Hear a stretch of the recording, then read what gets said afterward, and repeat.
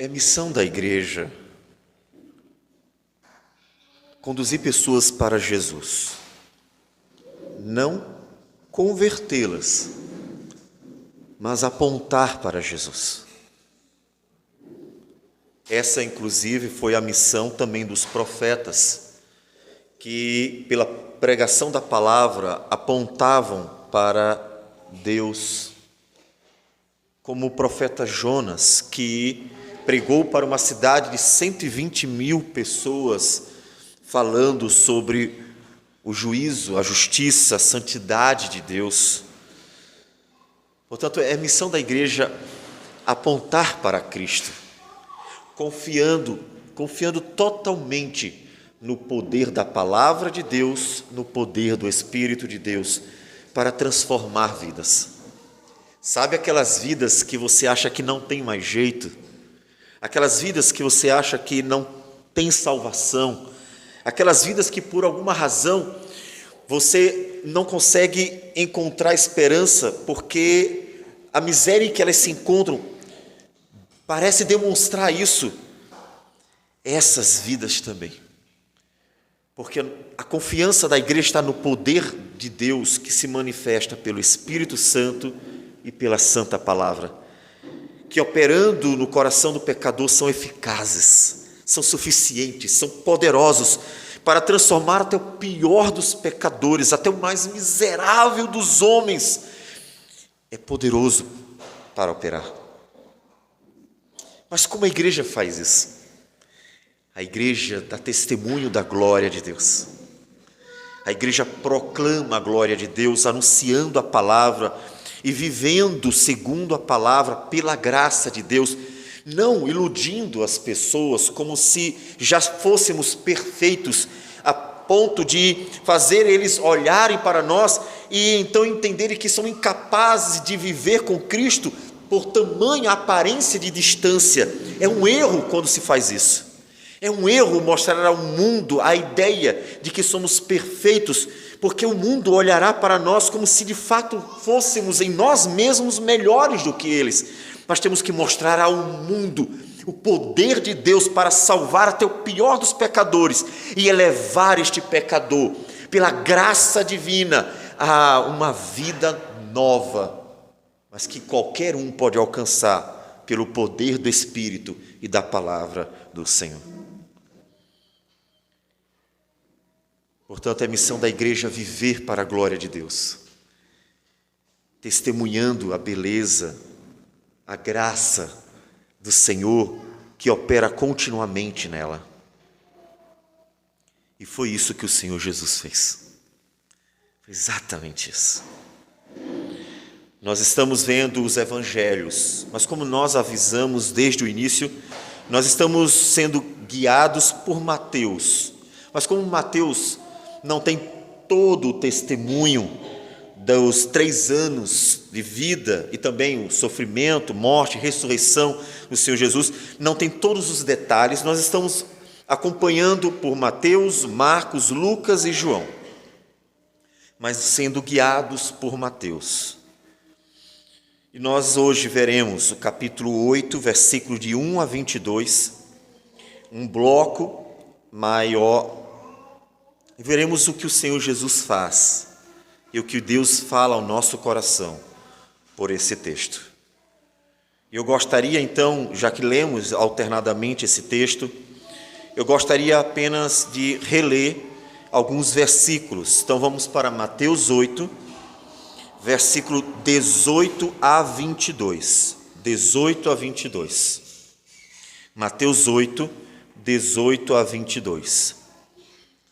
Diz assim a palavra do Senhor: Vendo Jesus muita gente ao seu redor, ordenou que passassem para a outra margem.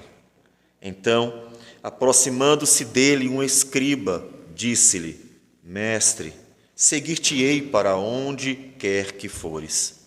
Mas Jesus lhe respondeu: As raposas têm seus covis, e as aves do céu ninhos, mas o Filho do Homem não tem onde reclinar a cabeça.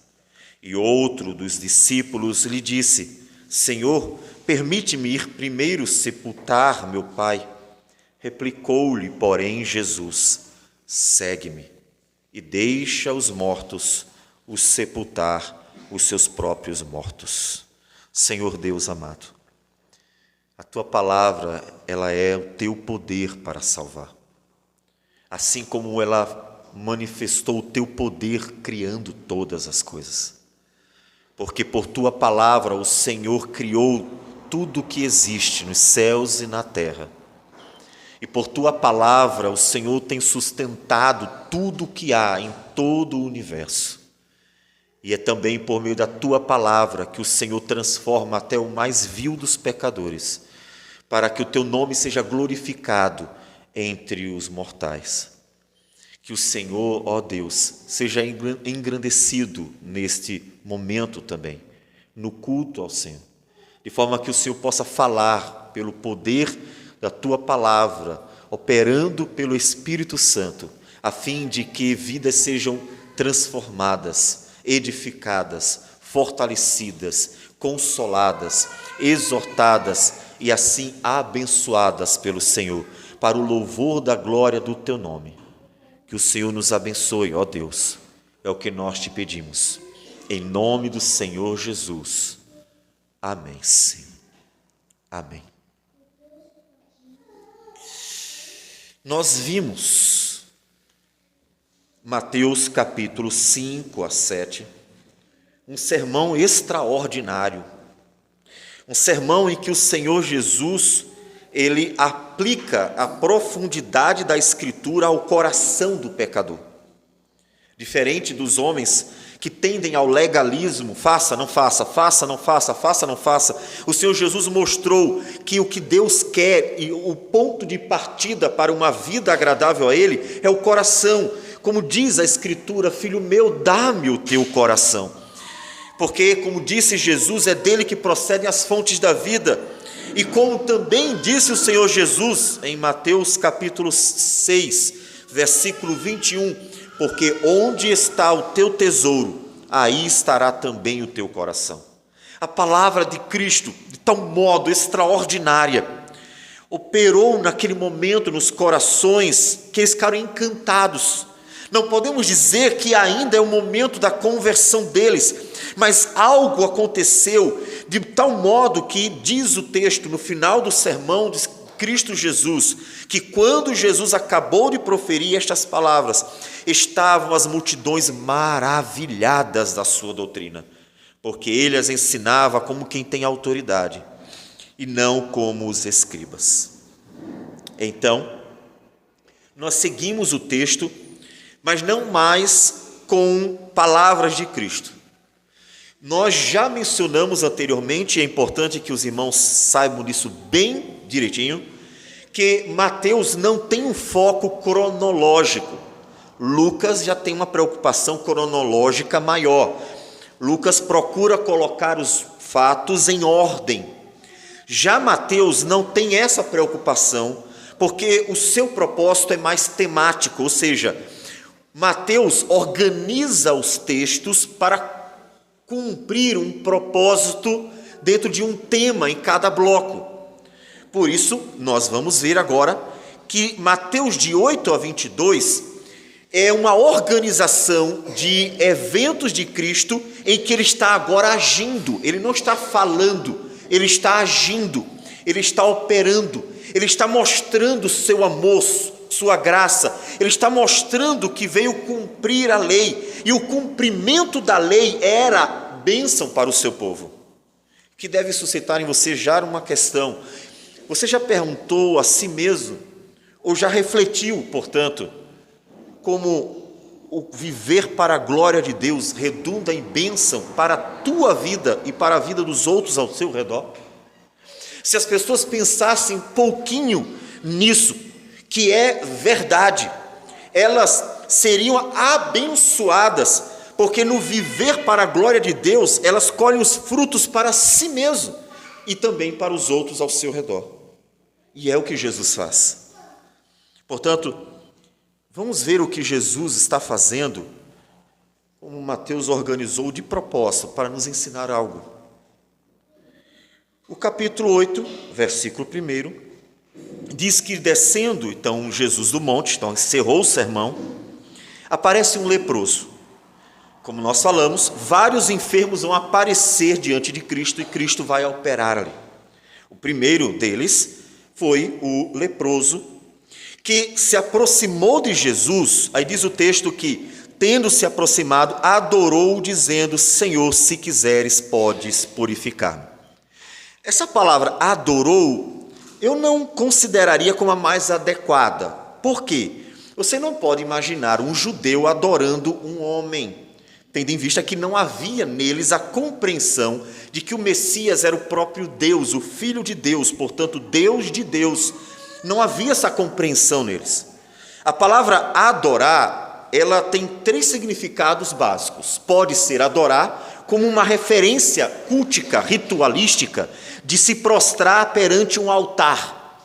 Porque o coração da palavra adorar, na verdade, é prostrar-se.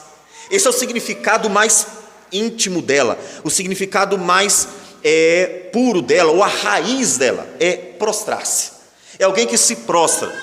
Por isso que ela pode significar prostrar-se, que é a base, reverenciar, porque uma pessoa que se prostra, por exemplo, diante de um rei, está reverenciando, não necessariamente adorando, mas também pode significar adorar. E isso vai acontecer algumas vezes. Por exemplo, Gênesis 19, versículo 1, Ló, quando vê 2 homens se achegando a Sodoma e Gomorra, Ló se prostra perante os anjos, mas nem sabia que eram anjos, eram 2 homens aos seus olhos. Ele só veio descobrir que eram anjos depois que eles manifestaram o poder divino, cegando os habitantes de Sodoma. E ele se prostrou perante aqueles homens. Ele estava adorando? Não. Ele estava sendo muito respeitoso, se prostrando perante passageiros que estavam agora ali na sua porta. Mas aqui em Mateus mesmo, à frente, capítulo 9, versículo 18, ou seja, passando um pouquinho apenas, nós vamos encontrar outra pessoa com essa mesma prática. Diz o texto que um chefe da sinagoga, ou seja, uma pessoa que tinha uma responsabilidade com outros judeus, portanto, estamos tratando de judeus que são monoteístas, tem muito certo que Deus, ele não se pode ver, que existe apenas um Deus e, portanto, teriam muita dificuldade, como foi durante todo o ministério de Cristo, entender que o próprio Deus encarnou, o Filho de Deus encarnou, se tornou um de nós. Isso não foi fácil para eles entender, e ele também se prostra. Ele não está adorando a Cristo, ele está reverenciando como um sinal de reconhecimento que diante dele estava um rabino, diante dele estava um profeta, e diante dele, a depender do personagem, estava o próprio Cristo, ou seja, o Messias esperado. Nem sempre eles tinham a noção das 3 coisas: que Cristo era um rabino, todo mundo sabia; que Cristo era um profeta, alguns reconheciam; mas que Cristo, Jesus, era o próprio Messias, poucos tinham esse entendimento. Então a gente pode traduzir como o leproso se prostrou reverentemente diante do mestre, como Jesus era reconhecido por todos. Ele era de fato um mestre. E o pedido dele é interessante. Ele diz assim: Senhor, se quiseres, podes purificar-me. O leproso mostra que ele não tem dúvida acerca do poder de Cristo, porque Cristo manifestou seu poder em outros momentos anteriores e a sua fama já estava conhecida em toda a região. Não há dúvidas para o leproso, ali está o homem que tem poder para curar. Sua compreensão de quem era Jesus é uma incógnita para a gente, não nos é dito no texto o que ele pensa sobre Cristo. Mas uma coisa ele tem certeza: Cristo pode limpar, Cristo pode curar. A única coisa que ele precisava era que Cristo quisesse. Vocês perceberam? Senhor, se quiseres, podes purificar-me. Isso mostra que o leproso olhava para si mesmo como alguém digno. Eu não mereço. Eu sei que o Senhor pode, mas eu não mereço. Ele se via sujo. Ele era visto pela sociedade como um homem sujo, ele tinha que viver marginalizado por causa da doença. E ele se via assim, e provavelmente, conhecendo os seus próprios pecados, não se considerava digno de tal benefício, o ser limpo de sua impureza. Mas a esperança brotou em seu coração. O Espírito de Deus despertou nele uma esperança, que aquele homem, de fato, poderia ser abençoado por aquele que estava diante dele, Jesus. Senhor, se quiseres, podes purificar-me. Será que Jesus queria? E Jesus, estendendo a mão, tocou-lhe, dizendo: quero. Jesus poderia tão somente ter curado ele. Fica limpo, disse Jesus. Mas ele reafirma aquilo que fora colocado pelo próprio leproso: se o Senhor quiser. Jesus diz: eu quero. Aquele homem poderia não ser digno diante de Cristo, mas Jesus queria, tinha prazer em abençoar aquele homem, limpando ele. Algo que naturalmente acontece entre os pecadores que se encontram diante da glória de Deus, e então, tocados pelo Espírito do Senhor e ouvindo a voz de Deus que ecoa poderosa, e se sentem miseráveis diante do Senhor. Você nunca se sentiu? Se em algum momento da sua vida você não se sentiu, nenhum momento, você se sentiu miserável, indigno, não merecedor das bênçãos, da graça, da manifestação do poder de Deus, é porque você não conheceu a Deus. Como pode o pecador compreender o tamanho da glória de Deus, ainda que limitadamente, e não se sentir terrivelmente miserável? O profeta Isaías sentiu isso também. No capítulo 6, o capítulo que mostra o chamado do profeta Isaías, diz que o Senhor apareceu numa visão para ele, com toda a sua glória, sentado no alto sublime trono, e então os querubins estavam louvando a Deus e dizendo: santo, santo, santo é o Senhor dos exércitos, toda a terra está cheia da sua glória. No momento em que a visão aparece para o profeta Isaías, ele se sente terrivelmente culpado de sua miséria. Ele se prostra diante do Senhor, ele se joga no chão, e então, sentindo como se os seus pecados estivessem agora diante dos seus olhos, porque a luz da glória divina, a luz da santidade de Deus estava refletindo sobre aquele pecador. Ele, terrivelmente angustiado, diz: ai de mim, eu vou morrer. A sensação daquele homem era de morte, porque ele entendeu que estava diante do Senhor da glória e que a sua natureza, contaminada pelo pecado, era indigna da presença divina. Isaías fica perturbado, até que a graça de Deus toca sobre seus lábios. Então Deus diz: teu pecado está perdoado. Aquele homem se sentia indigno, como todo pecador deveria se sentir. Como todo pecador deveria se sentir indigno da presença de Deus.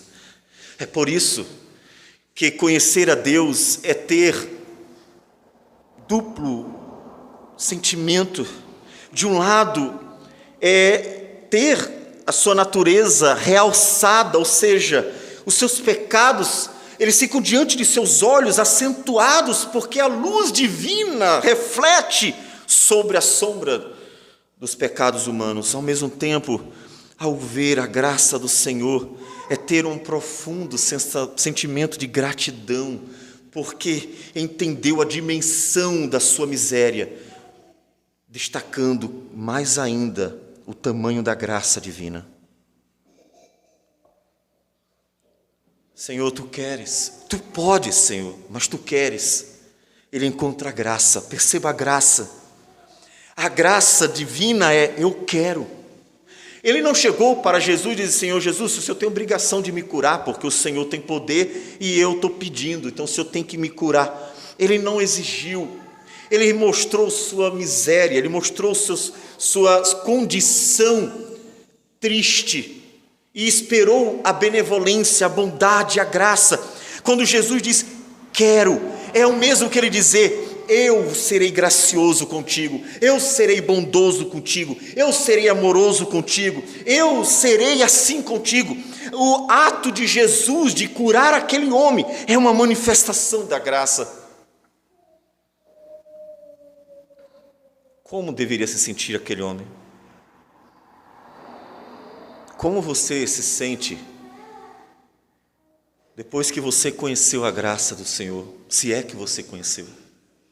Depois de você ter entendido o tamanho da sua miséria como pecador, que todos os dias desagrada a Deus por pensamentos, por palavras, por sentimentos e por atitudes, como é que você se sente depois de ver que você, não merecendo nada, foi agraciado pela bondade divina, agraciado pelo amor de Deus, agraciado pelo perdão do Senhor, agraciado por uma obra que está muito além do seu alcance e você jamais poderia alcançar por suas próprias forças, porque somente Deus poderia dizer: eu quero, e dar ao pecador a graça do perdão e da salvação, portanto.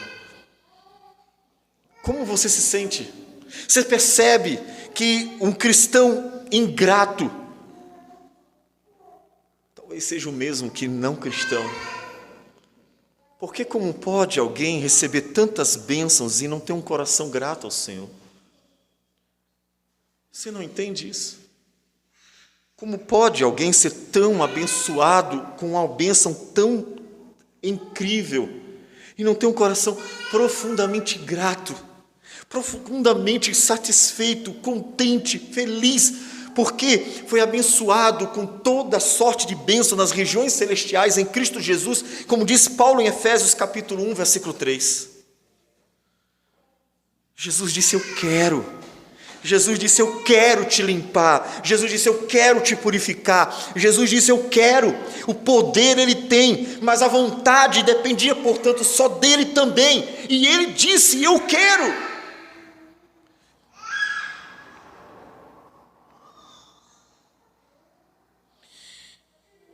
Ao terminar, diz o texto que imediatamente ele ficou limpo da sua lepra.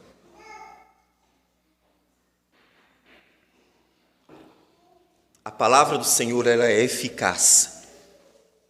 A palavra do Senhor é suficiente. Ele diz: eu quero, fica limpo, e acontece. É o mesmo poder da palavra que encontramos em Gênesis. Deus disse: haja luz, e houve luz. Porque ali está o Deus Criador, que criou todas as coisas e agora está restaurando todas as coisas. Portanto, você tem que confiar no poder da palavra de Deus, porque é o mesmo poder que cria, é o poder que restaura. E ele estava restaurando, ele está dando nova vida. E então, tendo se consumado ali a restauração da saúde daquele homem, versículo 4 diz: disse-lhe então Jesus: olha, não o digas a ninguém, mas vai mostrar-te ao sacerdote e faze a oferta que Moisés ordenou para servir de testemunho ao povo. Observe que o Senhor Jesus está mandando que ele obedeça a lei. Lá em Levítico capítulo 14 é dito que quando um homem que estava com lepra ficasse limpo, deveria oferecer tais sacrifícios, ofertas ao Senhor, como diz o texto. Ao fazer isso, Jesus mostra a veracidade de suas palavras que ele acabou de pregar. Ele acabou de pregar. Em Mateus 5,17 ele diz: não penseis que vim revogar a lei ou os profetas. Não vim para revogar, vim para cumprir. Então Jesus manda: olha, você acabou de ficar limpo. Segundo a Escritura, o homem que fica limpo tem que oferecer ao Senhor tais sacrifícios. Ele manda que ele fique. Só que é interessante, e aí nós vamos ter que usar os dois paralelos de Mateus, Marcos e Lucas, e eu gostaria de ir para Lucas agora, por favor. Abram em Lucas, capítulo 7.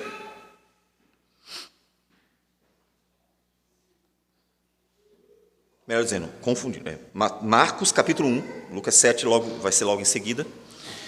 Marcos 1, 44 e 45. Mas se quiser, já pode deixar também Lucas 7 aberto, será logo em seguida.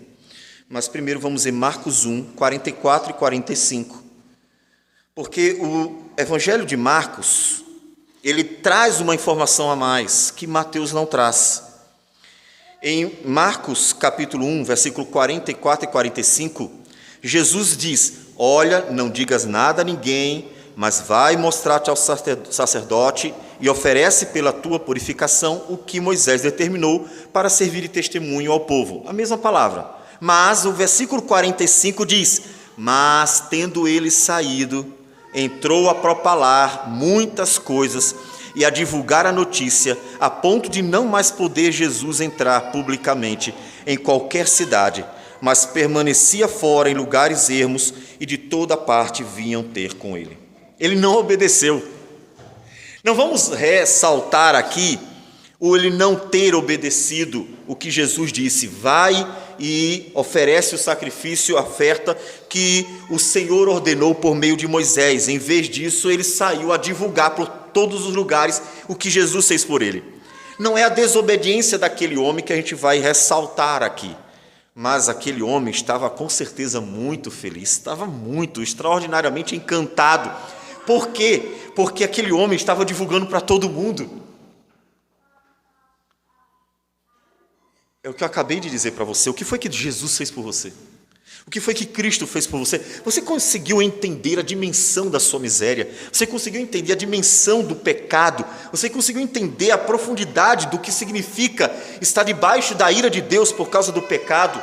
Se você entendeu, quando você creu em Cristo e então recebeu a graça da salvação, ou seja, quando você desfruta da obra da redenção, você tem que ter o despertar de um coração profundamente grato ao Senhor.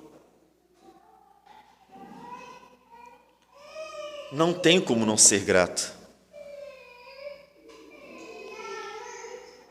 Quando Policarpo, uma das grandes testemunhas, um mártir do segundo século, quando já idoso, respeitado por todos, foi posto para ser queimado vivo, mas foi pressionado pelas autoridades romanas a negar a Cristo, porque ele via as implicações, eles viam as implicações de queimarem um homem que tinha um testemunho que todos conheciam, e insistirem para que ele simplesmente desistisse por um tempo, para que não viesse a morrer daquela forma.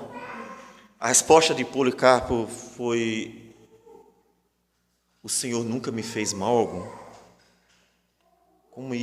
Como eu irei fazer mal ao meu Senhor agora? O testemunho dele é como Deus abençoar a sua vida durante toda a sua história como cristão. Como poderia ele negar o Senhor? Como poderia ele virar as costas para o Senhor? Como poderia ele envergonhar o nome de Deus perante as multidões que assistiriam ele sendo queimado vivo? A minha pergunta para você é: qual o tamanho da obra de Deus aos seus olhos? O quão é importante, quão extraordinária, quão maravilhosa é a obra que Cristo realizou na cruz do Calvário, a obra que o Espírito opera no coração do homem. Quão maravilhosa é essa obra para você? Qual é a dimensão dela para você? Porque quão mais profunda for a consciência de pecado do pecador, maior será a sua gratidão. Jesus disse isso. Jesus perguntou a respeito, contou numa parábola, 2 homens pecaram, e a pergunta dele é: qual dos dois, o que pecou mais ou o que pecou menos, será o mais grato ao Senhor? O que pecou mais, porque recebeu maior perdão. Portanto, qual o tamanho da sua gratidão para com Deus? Há muitos de cristãos de nossos dias que vivem como se Deus não tivesse feito nada por ele.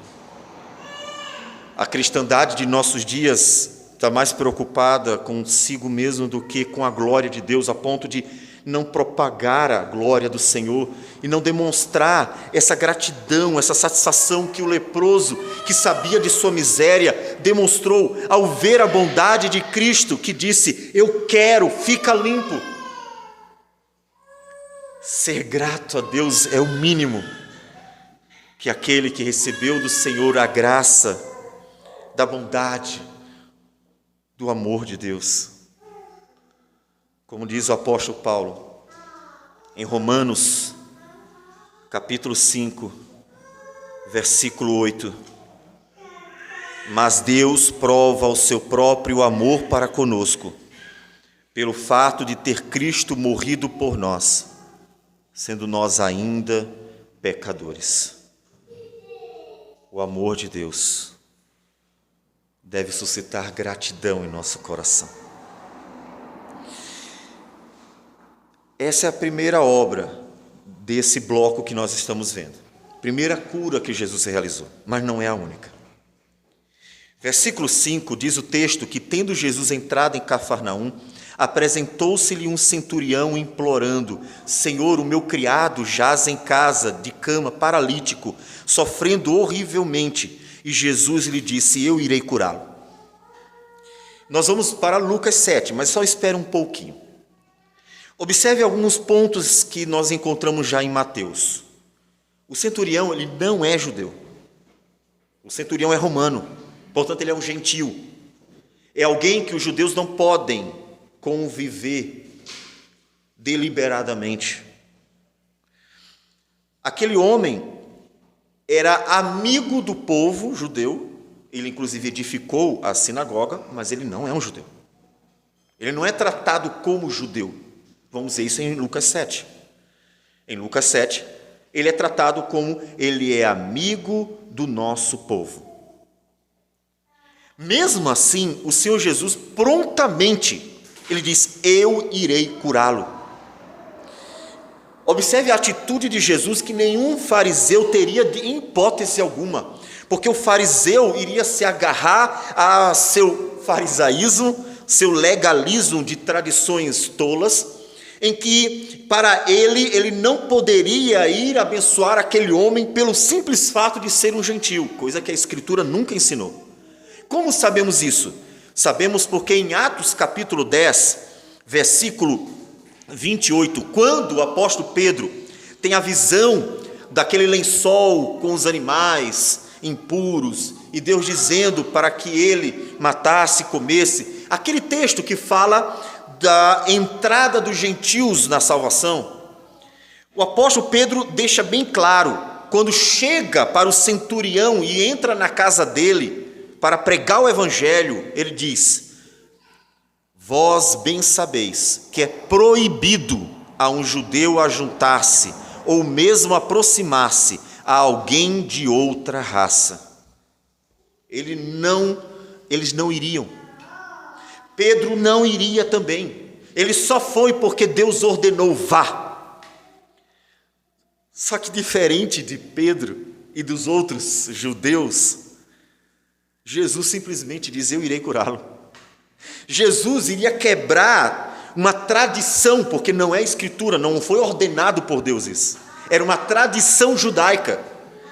Ele iria quebrar essa tradição e criar maior confusão, porque os judeus estavam extremamente arraizados às suas tradições bobas, que Jesus condenou, dizendo: vocês quebram a Escritura por causa de vossas tradições. Jesus simplesmente diz: eu irei curá-lo. Jesus ia entrar na casa daquele homem, Jesus ia chocar todos os judeus, Jesus ia curar aquele homem, mesmo se não sendo judeu. Jesus se prontifica. Percebe que a atitude de Jesus em relação ao leproso e em relação ao centurião é a mesma atitude: eu quero, e ele vai abençoar, ele vai curar, ele vai ali restaurar uma vida, ele quer, esse é o propósito dele ter vindo, salvar vidas, como diz João em capítulo 3, ele foi enviado para salvar o mundo. Jesus quer. Só que o texto tem detalhes que Mateus, mais uma vez, não nos conta. Então nós vamos para o paralelo, que é Lucas. Lucas nos dá mais detalhes do texto. Vamos para Lucas capítulo 7, versículo 1. Lucas 7, versículo 1.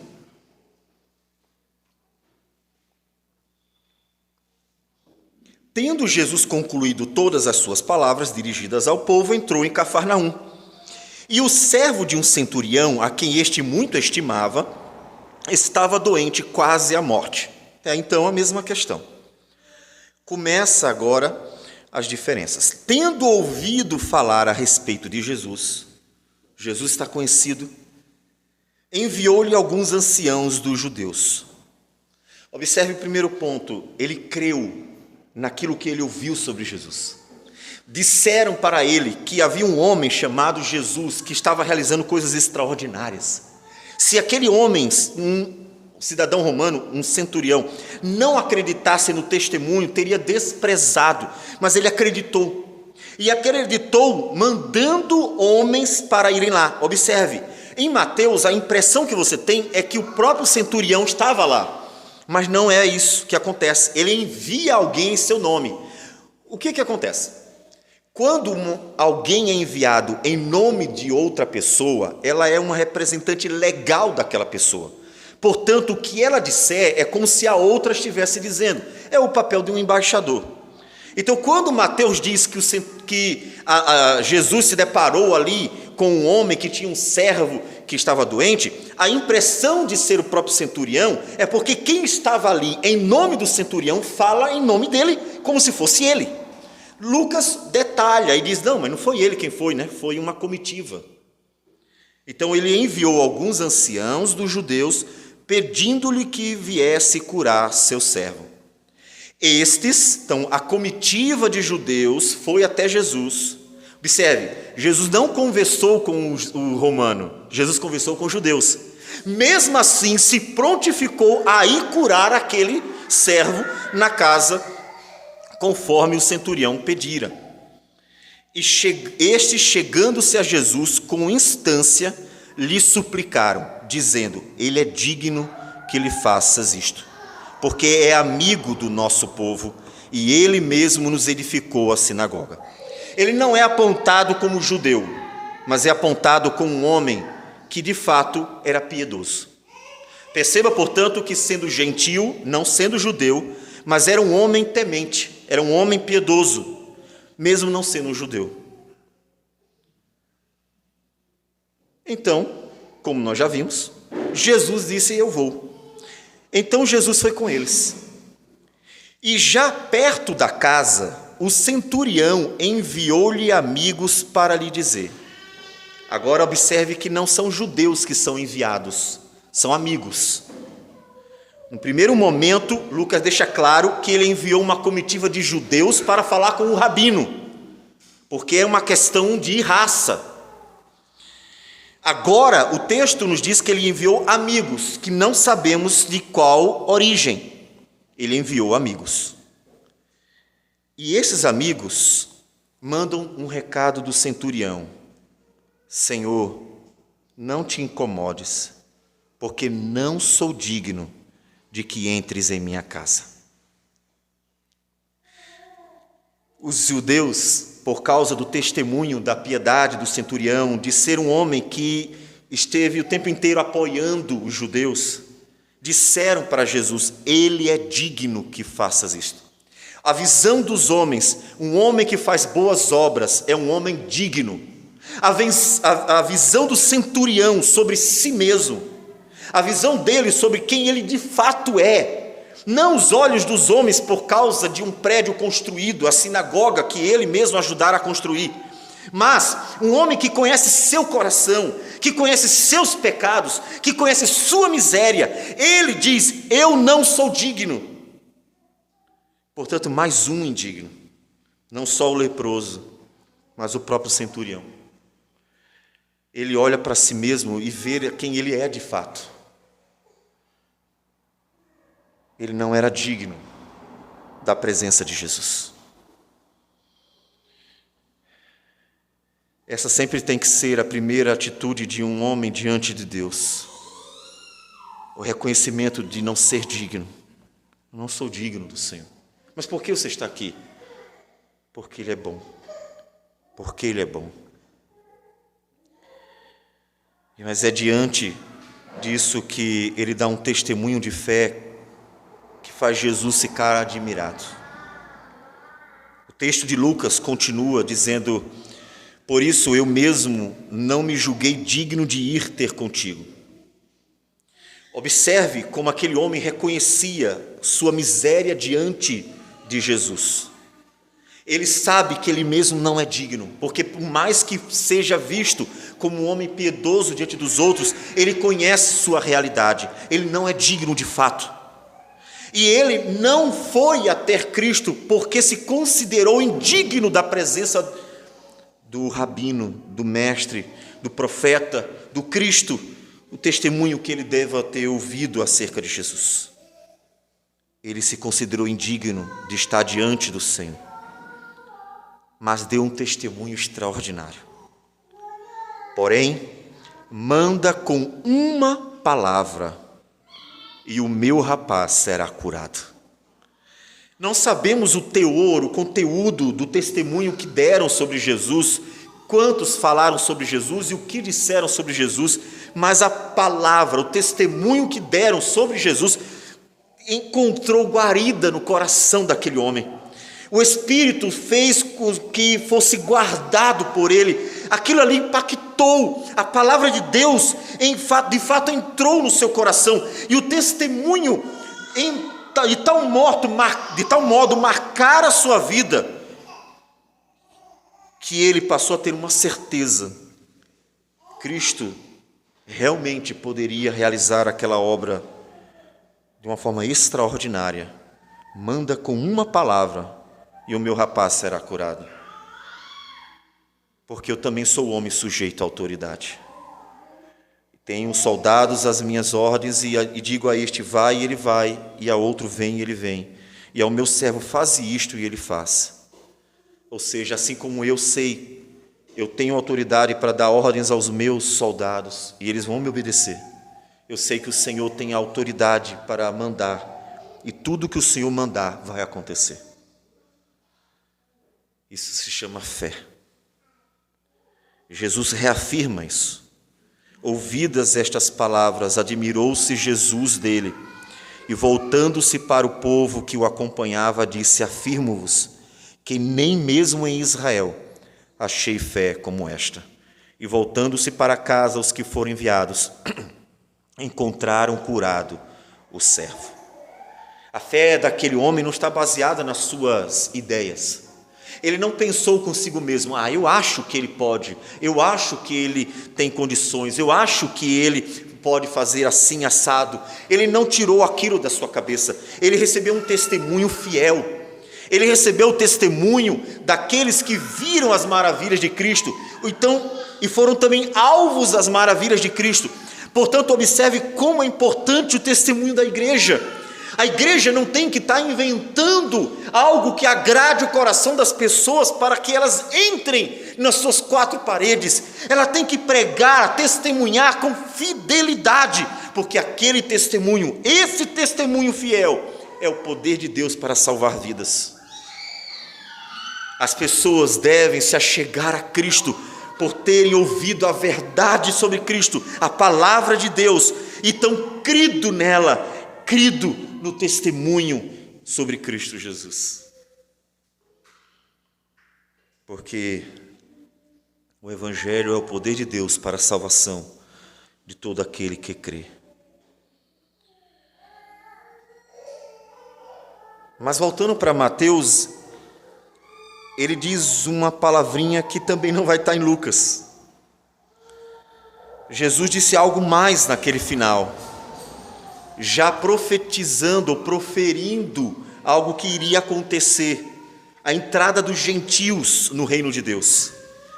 Versículo 11 do capítulo 8 de Mateus, ele diz: digo-vos que muitos virão do Oriente e do Ocidente e tomarão lugares à mesa com Abraão, Isaque e Jacó no reino dos céus, ao passo que os filhos do reino serão lançados para fora nas trevas. Ali haverá choro e ranger de dentes. Mateus anuncia a entrada dos gentios no reino eterno, ao passo que judeus seriam lançados fora por causa da dureza de coração. Então deixa eu perguntar a você: e você tem demonstrado a fé do centurião? não é a fé apenas para Deus fazer maravilhas e curar as doenças dos homens, mas é crer na palavra dele e no poder de Deus para cumprir cabalmente a sua vontade. Aquele homem tinha certeza de que Deus poderia realizar, por meio de Cristo, aquele sinal, porque ele recebeu um testemunho disso. Então observe duas coisas: você tem que crer. Se você duvida do que o Senhor possa fazer ou que queira fazer, como questão do leproso, então nem espere de receber do Senhor coisa alguma. Tiago, na sua carta, dirá isso: o homem que duvida é semelhante à onda do mar, que vai para lá e para cá. Você precisa ter convicção.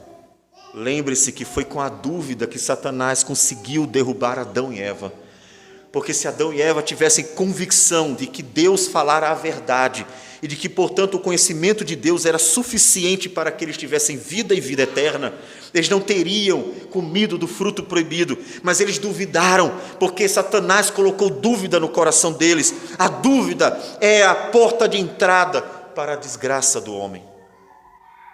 Você precisa crer, ter convicção sobre quem é Deus, sobre o que Ele prometeu e, portanto, o que Ele fará. E você precisa dar o testemunho fiel disso, porque assim como o centurião, muitas vidas ainda crerão ao ouvir o Evangelho do Reino de Deus, ao ouvir a palavra de Deus, muitos crerão. Então, Mateus anuncia mais dois momentos antes de dar uma mensagem final. Em Mateus capítulo 8, versículo 14, ele fala da cura da sogra de Pedro, que nós já vimos em outro momento. Como eu disse, a ordem do texto de Mateus não é a mesma dos outros evangelhos, porque o seu propósito é mais temático. E logo em seguida, ele encerra, como algumas vezes ele faz, com um bloco de curas. Os evangelhos fazem isso de vez em quando. Eles pegam um monte de curas e fecham o bloco com elas. Uma informação geral. Chegada a tarde, Mateus 8,16.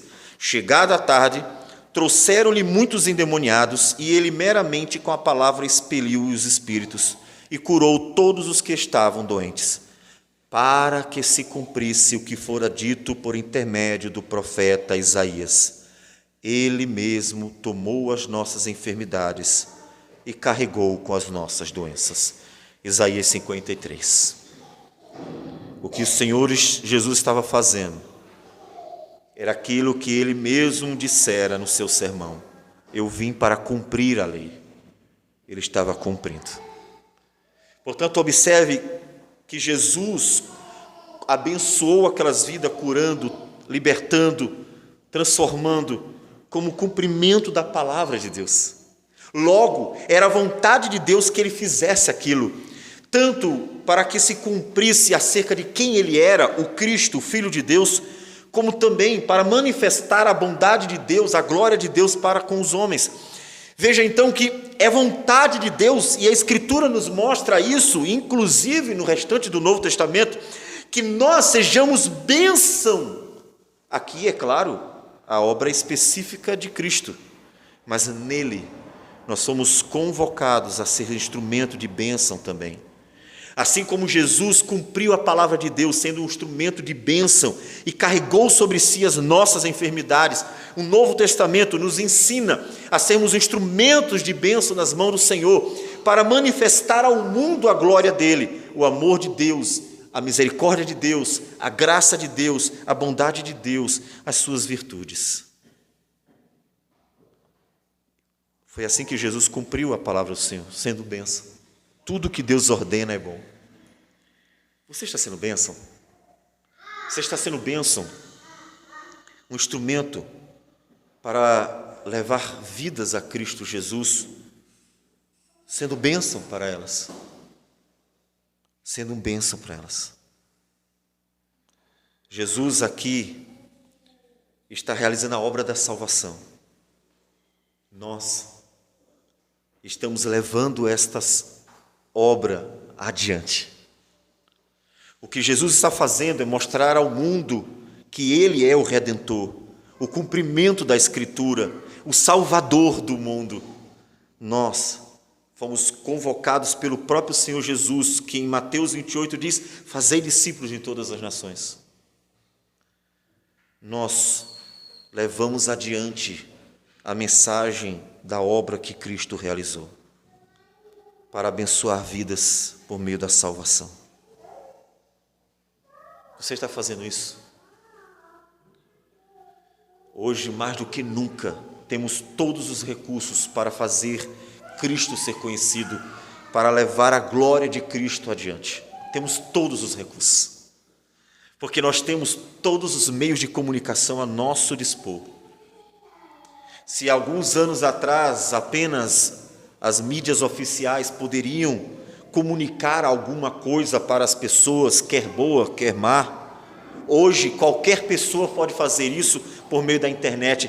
Qualquer pessoa pode alcançar milhões de pessoas, milhões de ouvintes por meio desse recurso. Então use, leve adiante. Mas o que vamos esperar deles? O texto vai se encerrar com os versículos que nós já lemos, 18 a 22. Esse é o fim do bloco. Observe que Jesus realizou vários milagres e deu testemunho, portanto, de sua glória. Agora, no versículo 18 a 22, é a reação do povo a tudo que Jesus fez.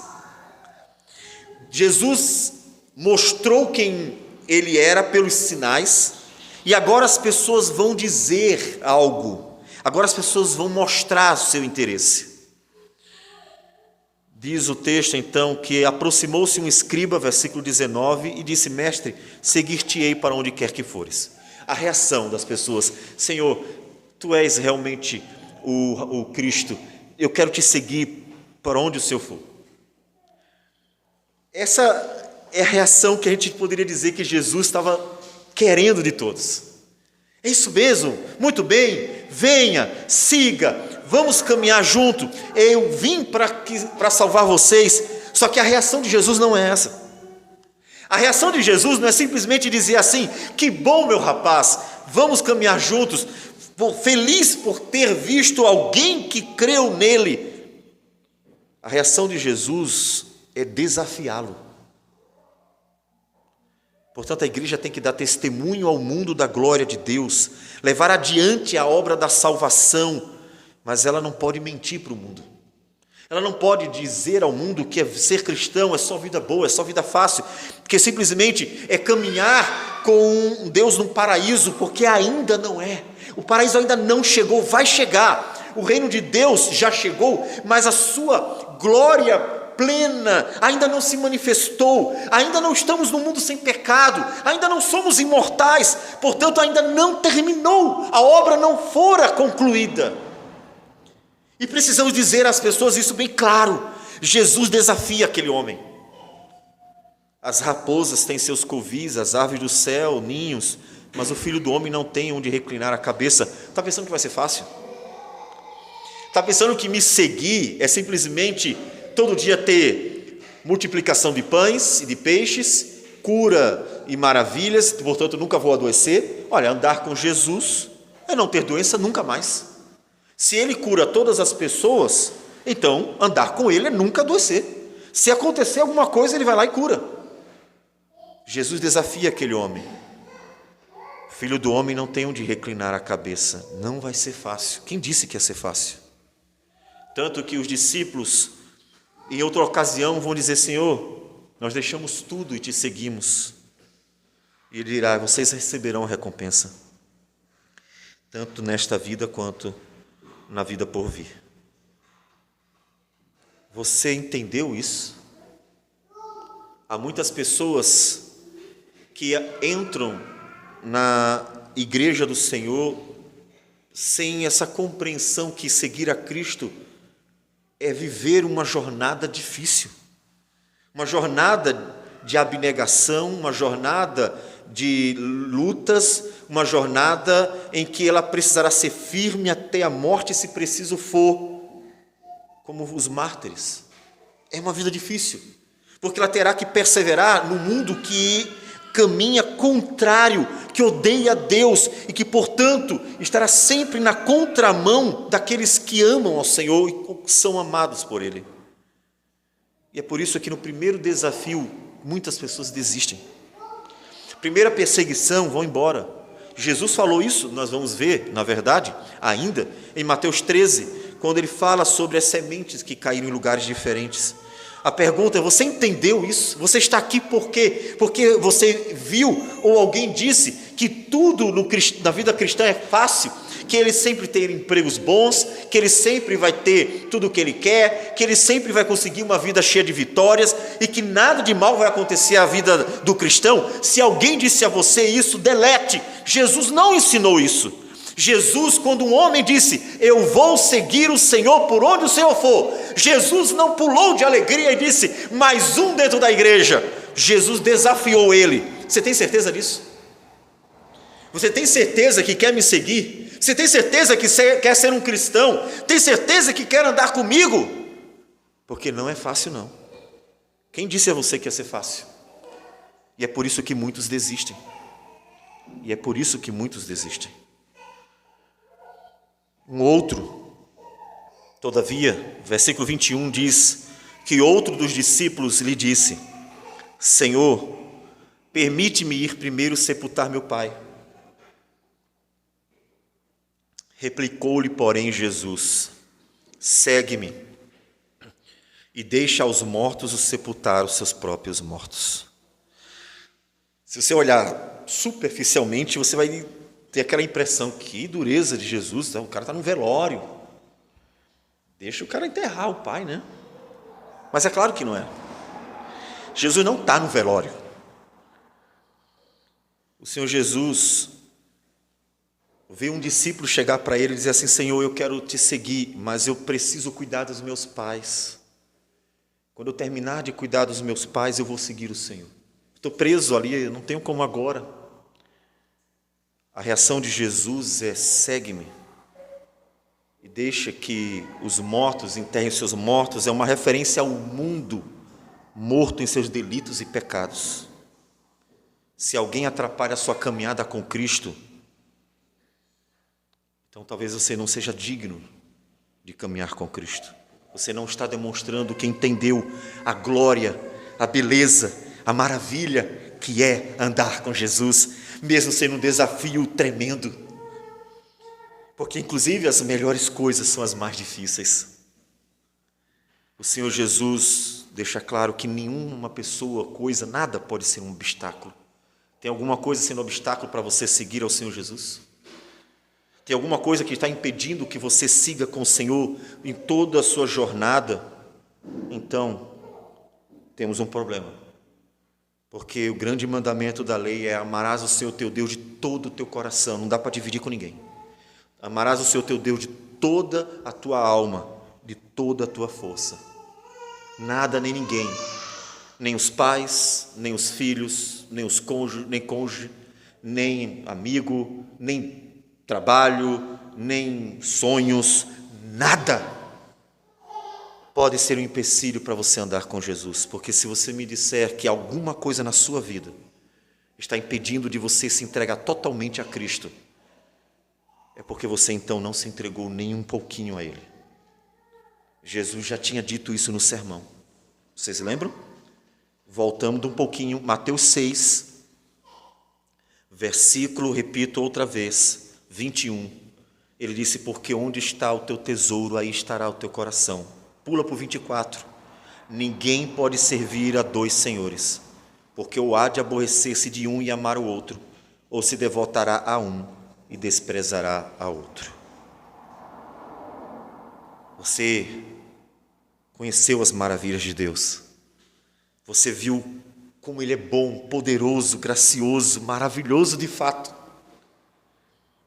O convite é para você andar com Jesus, o convite é para você seguir com Jesus, o convite é para você glorificar a Cristo e desfrutar das maravilhas de Cristo, mas não sem te contar toda a verdade. É que andar com Cristo é ter um mundo de inimizades. Andar com Cristo é viver todos os dias uma luta, o desafio de estar numa vida, num mundo que jaz no maligno. E que você precisará negar até mesmo a si mesmo. Como mais para frente nós veremos. Como disse o Senhor Jesus em Mateus 16, 24.